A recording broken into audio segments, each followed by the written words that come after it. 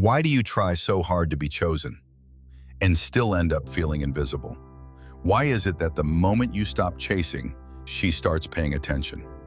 It's not a trick. It's not a game. It's a pattern, a very old one. And if you've ever found yourself sitting alone, staring at a message you didn't send, hoping they'll miss you first, you already know what I'm talking about. There's something in you that wants to be seen. Not just noticed, but really seen. And maybe, just maybe, you think if you act right, text right, pull away at the right moment, someone will finally see you. Let's get this out of the way early. This isn't about playing mind games. You're not manipulative. You're not heartless. You're not trying to be a puppet master. You're someone who at some point in your life learned that being overly available got you ignored, that being eager made you disposable, that if you wanted someone to care, you had to pull back first. And now, that old pattern shows up whenever someone makes your chest tighten or your stomach flip. There's this guy, quiet confidence, smart, empathetic. Every girl he's ever liked, he gave everything to. Texted back fast, was there for her when her ex broke her heart, gave her space when she needed it, supported her dreams, made playlists, remembered her favorite coffee. But she never chased. She confided, she vented, she leaned on him, and then she left. For someone colder, someone inconsistent, someone who didn't try so hard. And he tells himself, so maybe I cared too much, maybe I was too nice. But deep down, what he's really asking is, why wasn't I enough when I gave everything? Here's the truth. What makes someone chase isn't absence, it's emotional significance. People pursue what feels emotionally important. Not easy, not obvious, not predictable, important.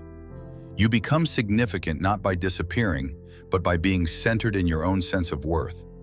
When you stop orbiting around them and start anchoring into you, that's when they feel it. Because what people chase isn't you. It's how they feel about themselves when they're around you. And if being around you feels like they're enough, but not too much, safe, but not in control, seen, but not pedestalized, that's the drug. That's what people return to. So ask yourself, when did love start feeling like a negotiation? When did you start thinking that being fully available made you forgettable? What would happen if your worth wasn't based on how quickly they text back? What would happen if being chosen didn't feel like survival? Over the years, it's published. This isn't about dating.